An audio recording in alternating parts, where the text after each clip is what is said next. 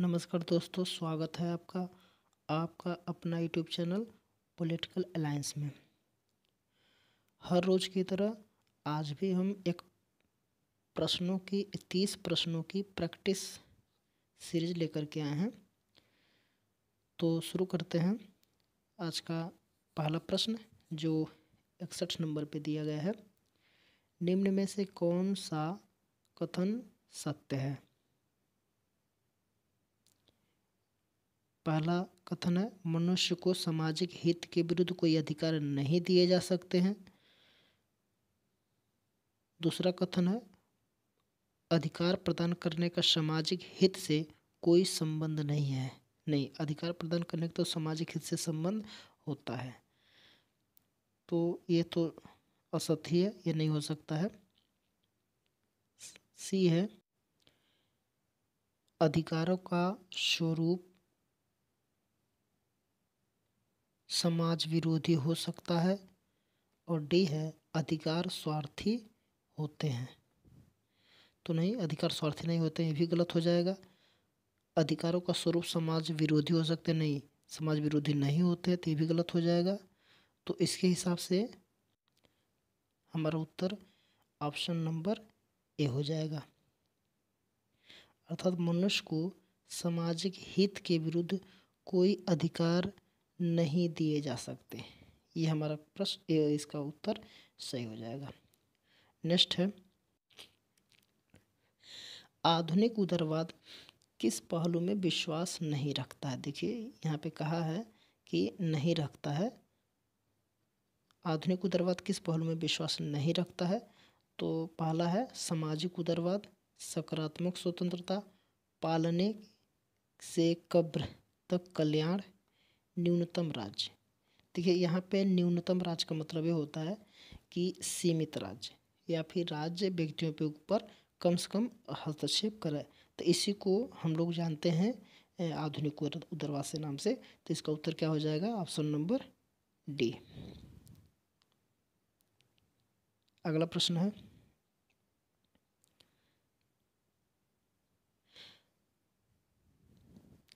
हम एक प्रकार से इतिहास के अंश के साक्षी रहे हैं, अर्थात मानव जाति के वैचारिक विकास का अंतिम बिंदु और मानव शासन के अंतिम रूप में पश्चिमी उदार लोकतंत्र का सार्वभौमिकरण है।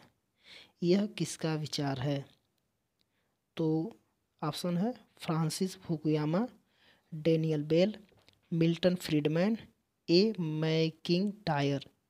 तो इसका उत्तर हो जाएगा option number A, Francis Fukuyama. अगला प्रश्न है, प्रारंभिक उदारवाद को सीबी मैक्सफर्सन ने किस प्रकार अभिलक्षित किया है?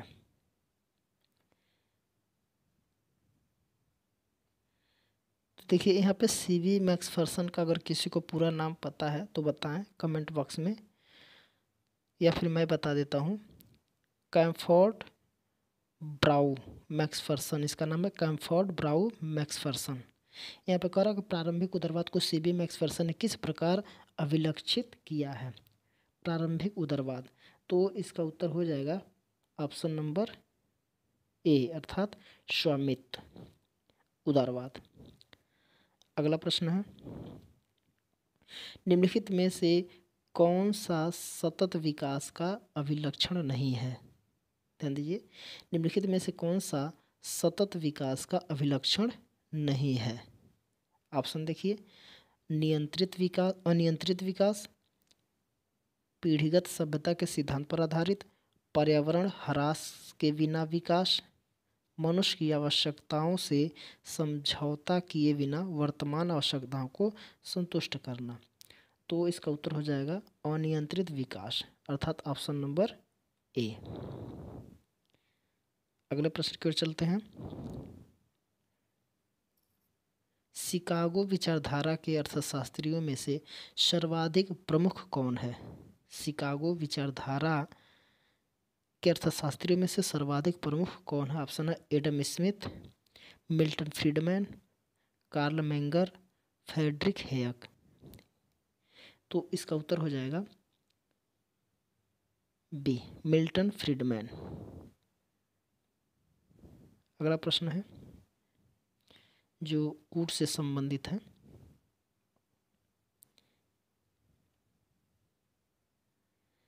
निम्नलिखित में से कौन सकारात्मक स्वतंत्रता का समर्थक नहीं है? देखिए, निम्नलिखित में से कौन सकारात्मक स्वतंत्रता का समर्थक नहीं है? देखिए आप कह रहा नहीं है। TH. Green, John Locke, Herald Laski और जेरेमी बेंथम। देखिए कह रहा कि सकारात्मक स्वतंत्रता यानी जिसमें नहीं चीज़ें नहीं आती है, नकारात्मक चीज़ें नहीं आती है, फिर मनाही चीज़ें नहीं आती है, तो उसे हम सकारात्मक स्वतंत्रता कहते हैं। तो इसका उत्तर हो जाएगा जॉन लॉक, क्योंकि ये नकारात्मक स्वतंत्रता के समर्थक है, और जेरेमी बेंथम। तो इसका उत्तर हो जाएगा 2 और 4। 2 और 4 का मतलब है ऑप्शन नंबर बी।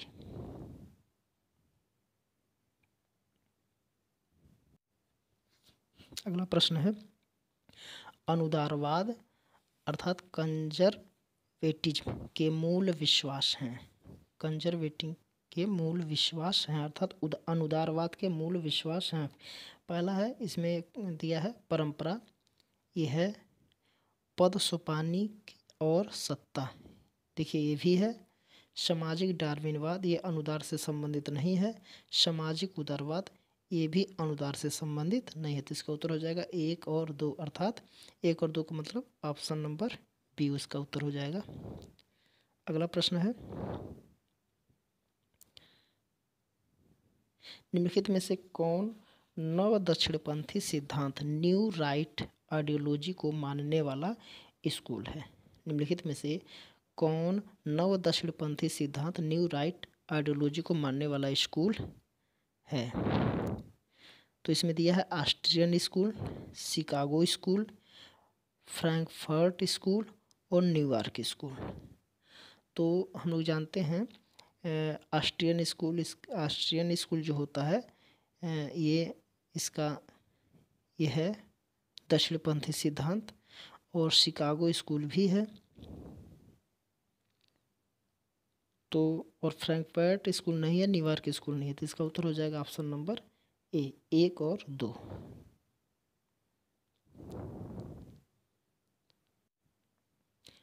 अगला प्रश्न है सुमेलित करना है।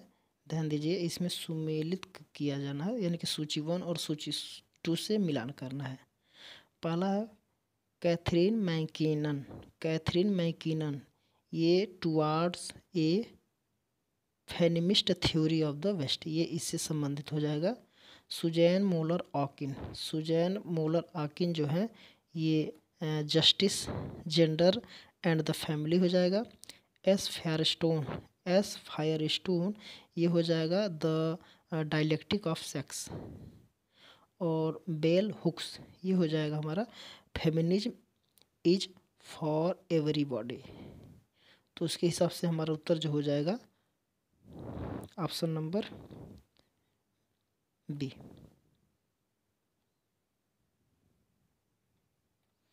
अगला प्रश्न भी हमारा सुमेल से संबंधित है। तो देखते हैं, ये भी सुमेलित करना है सूची 1 सूची 2 से। तो पहले देखते हैं कि लॉर्ड ब्रायस है ये मॉडर्न डेमोक्रेसी, ये इससे संबंधित है तीसरे से। और ग्राहम बेल जो है human nature in politics. Gabriel almond जो है कंपैरेटिव पॉलिटिक्स ए डेवलपमेंट अप्रोच, ये कंपैरेटिव जो राजनीतिक विकास से संबंधित है सिद्धांत दिए थे, अप्रोच दिए थे, उपागम दिए थे। और Charles E Mariam new aspects of politics, ये इनका ग्रंथ है, लिखे थे।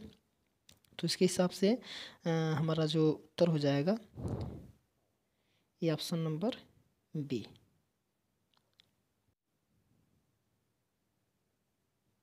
अगला प्रश्न है विभिन्न चरणों में नारीवादी आंदोलन के विचारधारा संबंधित केंद्रीय विचार को कालानुक्रमानुसार व्यवस्थित कीजिए।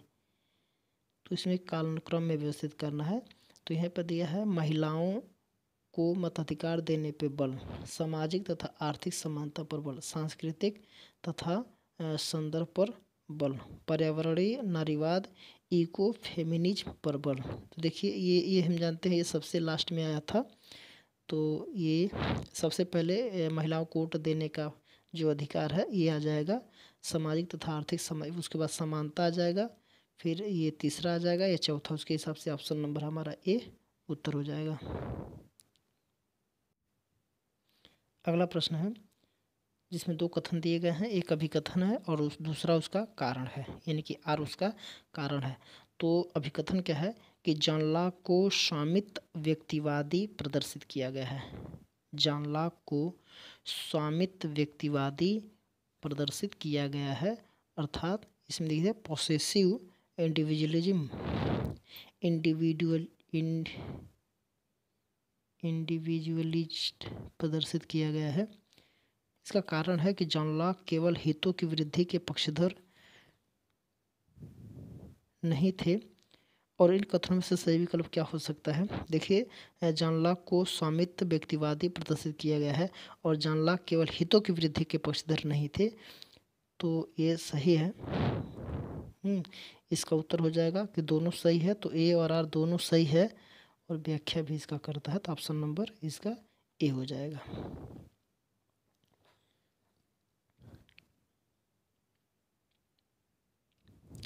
नहीं, इसका व्याख्या तो नहीं करता है, सॉरी।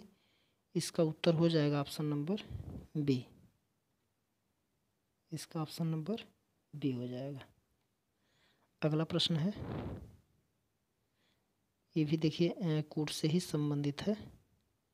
इसमें जो अभिकथन दिया गया है, देखिए इसमें है कि जिन परिस्थितियों में संघीय इकाइयों को एकजुट रखने के लिए केंद्र शक्ति के हस्तांतरण के लिए तैयार हुआ, उनके कारण भारत एकजुट रखने वाले संघ का दृष्टांत है। कारण है गठबंधन युग और केंद्र में कमजोर सरकारों के होने के साथ सख्त विभाजन की इस असीमित के कारण राज्यों द्वारा स्वायत्तता की मांग की जाने लगी। तो देखिए ये भी दोनों सही है, तो दोनों सही होने से, लेकिन दोनों एक उसके व्याख्या नहीं कर रहा है, तो इसका उत्तर हो जाएगा ऑप्शन नंबर बी। ए और आर दोनों सत्य है, परंतु आर ए की व्याख्या नहीं है। हमारा अगला प्रश्न है, वितरणात्मक न्याय के लिए भाग्य के सभी पहलू नैसर्गिक योग्यता सहित अप्रासंगिक हैं। यह कथन किस अवधारणा को इंगित करता है? एक बार देखिए, नैसर्गिक जो है, नैसर्गिक योग्यता सहित अप्रासंगिक, नैसर्गिक योग्यता सहित अप्रासंगिक, यह कथन किस अवधारणा को इंगित करता है? तो इसका उत्तर हो जाएगा, देखिए यहाँ पे योग्यता तंत्र दिया है जो नहीं है, धनिक तंत्र भी नहीं है, भाग्य क्षमतावाद, इसका हमको लग रहा है कि भाग्य क्षमतावाद ही इसका उत्तर हो जाएगा। कुलीन तंत्र तो बिल्कुल नहीं है। अगला प्रश्न है, शासन के वर्गीकरण की यूनानी पद्धति के अनुसार कई लोगों द्वारा किए जाने वाले शासन के विकृत रूप को कहा जाता है? तो निरंकुश राजतंत्र, टायरेनी, कुलीन तंत्र, अरिस्टोक्रेसी, अराजक लोकतंत्र, यानी कि इसको भीड़ का शासन कहा जाता है, अल्पतंत्र। तो इसका उत्तर हो जाएगा ऑप्शन नंबर सी, अराजक, क्योंकि शासन के वर्गीकरण की यूनानी पद्धति के अनुसार कई लोगों द्वारा किए जाने वाले शासन विकृत रूप है। देखिए ये अरस्तु ने, जो अरस्तु है, एरिस्टोटल इसको कहा जाता है, तो इन्होंने शासन के वर्गीकरण के बारे में बताया था और इन्होंने भीड़ तंत्र इन्होंने बताया था, जो सबसे अराजक विकृत चीज़ होती है, तो उसको गणतंत्र का जो विकृत रूप है उसको भीड़ तंत्र बोला था, तो उसे अराजक लोकतंत्र भी कह सकते हैं। अगला प्रश्न है, देखिए कूट से संबंधित है, निम्नलिखित में से कौन से शासन की धारणा से संबंधित नहीं है? कौन सा शासन की धारणा से संबंधित है? कौन सा शासन की धारणा से संबंधित है? प्रतिस्पर्धात्मक लोकतंत्र, सहभागी लोकतंत्र, लोकतांत्रिक प्रशासन, परिवर्तनमुखी लोकतंत्र। परिवर्तनमुखी लोकतंत्र इसको बोलते हैं। तो इसके हिसाब से हम जानते हैं ये भी सही हो जाएगा, ये भी है। तो इसके हिसाब से उत्तर हमारा ऑप्शन नंबर डी हो जाएगा। अगला प्रश्न है कथन से संबंधित है। 2 कथन दिया गए हैं और उपयुक्त में से सही उत्तर हम लोग को चुनना है। पहला, अल्पतंत्र वह सरकार है जिसमें कुछ लोगों का प्रभुत्व होता है। अल्पतंत्र वह सरकार है जिसमें कुछ लोगों का प्रभुत्व होता है। सही है ये कथन हमारा, वैसे सही लग रहा है तो सही भी है। रॉबर्ट मैकेंजी ने अल्पतंत्र के लौह नियम की परिकल्पना किया। नहीं, रॉबर्ट मैकेंजी ने लौह नियम का सिद्धांत नहीं दिया था। तो इसके हिसाब से कथन जो 1 है वो सही है, कथन 2 जो है वो गलत हो जाएगा। तो इसका उत्तर हो जाएगा सी। इसका उत्तर क्या हो जाएगा? सी। कथन ए सही है किंतु कथन 2 गलत है। अगला प्रश्न है निम्नलिखित में से कौन सी सतही सुधारवादी पारिस्थितिकी है? सतही सुधारवादी पारिस्थितिकी की विशिष्टताएं हैं। सुधारवादी, देखिए यहाँ पे, सुधारवादी पारिस्थितिकी परिस्थिति एवं पूंजीवादी आधुनिकता के मध्य सामंजस्य स्थापित करना चाहती है। यह वृद्धि की सीमाओं को स्वीकार करती है। ये पर्यावरणीय केंद्रवाद को अपनाते हुए मानव केंद्रवाद के समस्त रूपों को अस्वीकार करती है। यह पर्यावरणीय क्षति को वाहता अथवा सामाजिक लागत के रूप मानती है। तो इसके हिसाब से हमारा जो उत्तर हो जाएगा, देखिए ये भी सही है। सुधारवादी परिस्थिति ये वाला यह वृद्धि की सीमाओं को स्वीकार करते, ये भी सही हो जाएगा।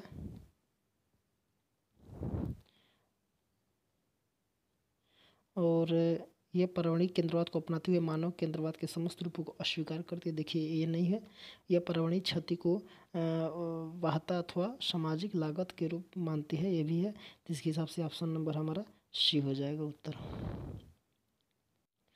अगला प्रश्न है निम्नलिखित में से कौन रूढ़िवाद के प्रमुख विचारक नहीं है? देखिए प्रश्न ये कह रहा है कि रूढ़िवाद जो होता है उसके प्रमुख विचारक नहीं है। ठीक है, तो टी.एच. ग्रीन ऑप्शन है, देखिए टी.एच. ग्रीन, एडमंड बर्ग, माइकल ऑक्सार्ट और फ्रेडरिक ऑगस्ट वान हेयक। फ्रेडरिक ऑगस्ट वान हेयक तो नहीं है, तो रूढ़िवादी विचारक नहीं है। तो देखिए ऑक्सार्ट, बर्ग, हेयक ये सब रूढ़िवादी हैं। टी.एच. ग्रीन जो है रूढ़िवादी विचारक नहीं है। अगला प्रश्न है, देखिए मांटेस्क्यू का शक्ति विभाजन का सिद्धांत। यहाँ देखिए मांटेस्क्यू का शक्ति विभाजन का सिद्धांत निम्नलिखित में से किस पर बल देता है? देखिए शक्ति विभाजन का मतलब ये होता है कि जो सरकार की 3 शक्तियाँ हैं, अर्थात कार्यपालिका, व्यवस्थापिका, ऐसे समझें, सरकार की जो 3 शक्ति हैं अर्थात कार्यपालिका, व्यवस्थापिका और न्यायपालिका, तो ये अपना अपना काम करें, कोई एक दूसरे में हस्तक्षेप न करे। ये शक्तियों का विभाजन माना जाता है, शक्ति का पृथक्करण माना जाता है, मांटेस्क्यू ने दिया था। तो प्रश्न ये है कि मांटेस्क्यू का शक्ति विभाजन का सिद्धांत निम्नलिखित में से किस पर बल देता है? ध्यान रखें किस पर बल देता है। तो देखिए ऑप्शन दिया जवाबदेही। देखिए शक्तियों का पृथक्करण जवाबदेही से मतलब नहीं है। अगला है अनामिता। देखिए अनामिता से भी मतलब नहीं है। स्वतंत्रता, देखिए हम बोले हैं कि तीनों शक्तियाँ या फिर तीनों अंग अपना अपना स्वतंत्र रूप से कार्य करेंगे तो हमारा स्वतंत्र हो सकता है। समानता, देखिए समानता भी नहीं हो पाएगा। ठीक है, तो इसके हिसाब से हमारा उत्तर क्या हो जाएगा? Option number C. अगला प्रश्न है निम्नलिखित में से कौन सा कथन निरंकुशतावाद और सर्वसत्तावाद के संबंध में सत्य है। कौन कौन सत्य है? तो निरंकुश, देखिए यहाँ पे निरंकुशता का मतलब है जिसपे कोई अंकुश ना हो, और सर्वसत्ता का मतलब सभी सत्ता उसके हाथ में हो, यानी किसी एक शासक के पास सभी सत्ताएं हो और निरंकुशता भी हो। ठीक है, तो एक कौन सा इससे संबंधित कौन से कथन सत्य है? निरंकुश शासन, पहले देखिए, निरंकुश शासन व्यवस्था में सरकार संवैधानिक रूप से जनता के प्रति उत्तरदायी नहीं होती है। देखिए सही है, जनता के प्रति उत्तरदायी नहीं होती है, मनमानी अपना काम करती है। निरंकुश शासन व्यवस्थाएं संस्थानकृत और वैध हो सकती है, ये भी हो सकती है। सर्वसत्तावादी शासन व्यवस्थाएं राज्य, समाज और अर्थव्यवस्था के सभी पक्षों को नियंत्रित करने और उसमें परिवर्तन करने का प्रयास करती है, सही है। देखिए यहाँ पे लास्ट है, सर्वसत्तावादी शासन व्यवस्थाओं का कोई सशक्त विचारधारात्मक लक्ष्य नहीं होता और वे संस्थाओं को पुनर्निर्मित करने हेतु हिंसा को एक अस्त्र के रूप में प्रयोग नहीं करते। नहीं, देखिए ये गलत है, ये हिंसा के रूप में प्रयोग करते हैं जो निरंकुश होते हैं, हिंसा का रूप में प्रयोग करते हैं, तो ये गलत नहीं, ये गलत हो जाएगा। बाकी यह हमारा सही हो जाएगा। तो इसके हिसाब से यानी कि 1, 2 और 3, इसके हिसाब से 1, 2 के 3 के हिसाब से हमारा उत्तर हो जाएगा 1, 2, 3, ऑप्शन नंबर डी। अगला प्रश्न है, निम्नलिखित में से कौन उत्तर आधुनिक विचारक नहीं है? निम्नलिखित में से कौन उत्तर आधुनिक विचारक नहीं है? ध्यान दीजिए, यहाँ पे पूछ रहा है कि उत्तर आधुनिक विचारक नहीं है। देखिए, ज्या फ्रांसवा लियोटार्ड, मिशेल फूको, इसको माइकल फूको भी बोला जाता है, रिचर्ड रोटी, हर्बर्ट मार्क्यूज। तो ये उत्तर आधुनिक नहीं है। देखिए ये भी है, ये भी है, ये भी है, हैं, ये नहीं है। तो हमारा उत्तर क्या हो जाएगा? ये पूछ रहा है कि नहीं है, तो नहीं होने का मतलब ये है कि ये रिचर्ड रोटी नहीं है, बाकी सब हैं। अगला प्रश्न है, व्यक्तिवादी अराजकतावाद की निम्नलिखित में कौन सी एक मुख्य विशेषता नहीं है? तो निजी संपत्ति है, अति उदारवाद ये भी है, सविनय अवज्ञा ये भी है, और पूछ रहा कौन नहीं है, तो हमारा उत्तर क्या हो जाएगा? जैववादिता। ये जैविक से संबंधित कुछ ऐसी चीज़ें व्यक्तिवादी अराजकतावाद में नहीं आता है। तो हमारा क्या उत्तर हो जाएगा इसका ऑप्शन नंबर डी। अगला प्रश्न है, देखिए अगला प्रश्न हमारा गद्यांश से संबंधित है। तो इसके हिसाब से हम 85 से लेकर के 89 तक प्रश्नों को हम गद्यांश के माध्यम से सॉल्व करेंगे। तो इसके लिए हमको गद्यांश पढ़ना पड़ेगा, तब इसके उत्तर आगे हम लोग को मिलेगा, ताकि हम 85 से लेकर के 89 तक प्रश्नों का उत्तर हम सही रूप से जान पाएंगे। तो इसके लिए हमको क्या करना पड़ेगा? गद्यांश को पढ़ना पड़ेगा। तो पहले हम लोग पढ़ते हैं रोनाल्ड डॉर्किंग। देखिए रोनाल्ड डॉर्किंग का विचार यह है कि लोगों के कुछ अधिकार तो मौलिक होते हैं, लेकिन अनेक अधिकार मौलिक नहीं होते हैं। वे मौलिक हैं क्योंकि वे राज्य के विरुद्ध अधिकार हैं। डॉर्किन का कहना है कि तुरूप के पत्ते में अधिकारों की अवधारणा राज्य के विरुद्ध व्यक्तियों के अधिकार की विशिष्ट संकल्पना को चिन्हित करता है, जो कि संयुक्त राज्य में संवैधानिक सिद्धांत का केंद्र है। विशेष परिशिष्ट में डॉर्किंग ने इस बात की वकालत की है कि सरकार के विरुद्ध अधिकार की संकल्पना उस स्थिति में है और उस स्थिति में और भी उपयोगी हो जाती है जब समाज को नस्लीय आधार पर बहुसंख्यक और अल्पसंख्यक में विभाजित किया जाता है। अभिव्यक्ति की स्वतंत्रता का अधिकार और धार्मिक स्वतंत्रता का अधिकार इसी कोटि में आते हैं, अतः वे सबल अधिकार हैं। वे जोर देते हैं कि इन अधिकारों की अनुमति होनी चाहिए और इनमें हस्तक्षेप नहीं करना चाहिए, न ही इनको प्रतिबंधित करना चाहिए। इन स्वतंत्रताओं की अनुमति देनी चाहिए, भले ही इसमें सामूहिक कल्याण का उल्लंघन होता हो। इसके विपरीत वह अधिकारों के एक बड़े क्षेत्र की पूर्व कल्पना करते हैं जहां राज्य सामान्य कल्याण के लक्ष्य को प्राप्त करने हेतु उन अधिकारों को सीमित करने के लिए विधायन बना सकता है। इन्हें आसक्त अधिकार कह सकते हैं। उदाहरण के लिए देखिए, उदाहरण के लिए समानता का अधिकार जो एक सशक्त अधिकार है की तुलना में स्वतंत्रता का अधिकार एक आसक्त अधिकार बन जाता है। यह प्रथम दृष्टया परस्पर विरोधी लग सकता है,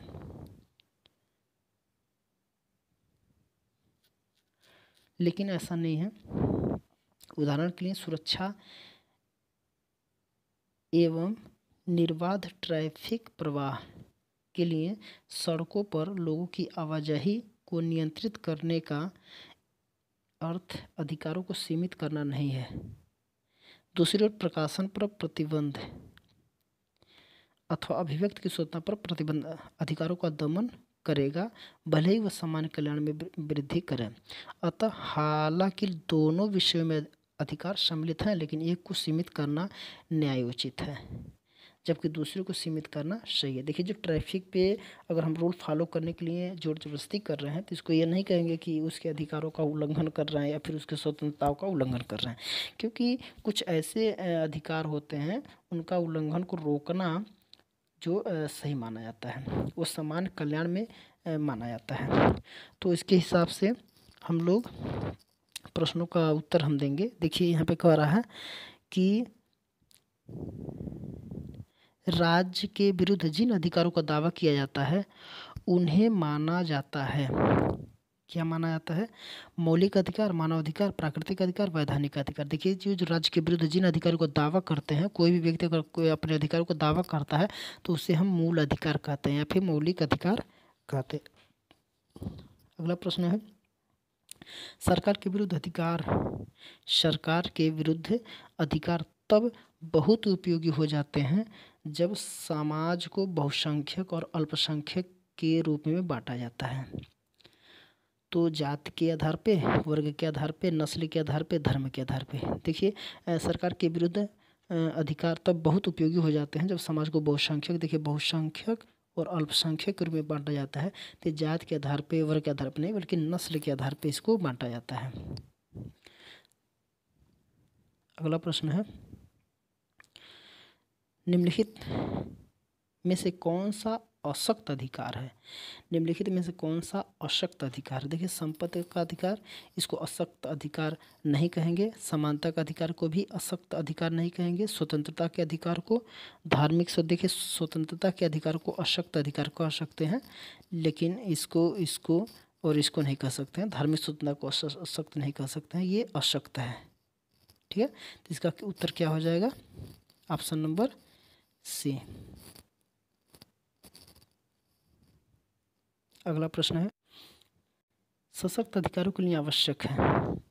सशक्त अधिकारों के लिए क्या है? आवश्यक है।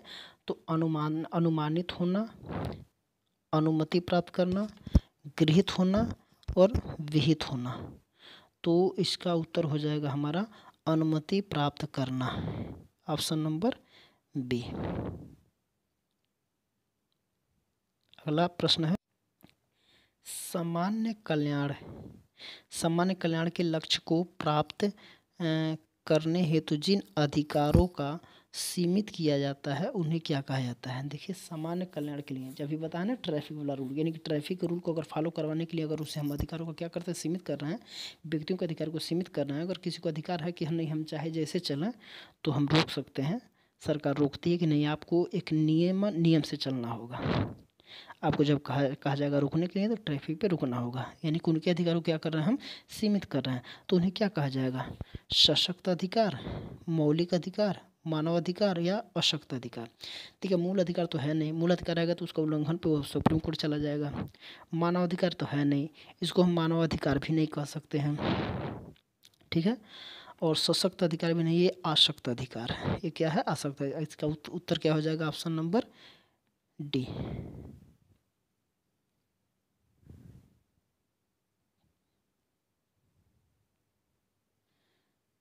ठीक है, अगला प्रश्न है 90 और लास्ट प्रश्न है, निम्नलिखित में से कौन सा प्रतिनिधित्व का सिद्धांत, निम्नलिखित में से कौन सा प्रतिनिधित्व का सिद्धांत अथवा प्रतिरूप नहीं है, प्रतिनिधित्व का सिद्धांत अथवा प्रतिरूप नहीं है। देखो, न्यासिता, प्रस्तुतीकरण, जनादेश या सर्वसम्मति। तो देखिए इसका उत्तर हो जाएगा ऑप्शन नंबर डी, अर्थात सर्वसम्मति। तो ये लास्ट प्रश्न था, आज के लिए इतना ही। मिलते हैं अगले दिन 30 प्रश्न की श्रृंखला लेकर के, 30 प्रश्न को एक सेट लेकर के। तब तक के लिए नमस्कार।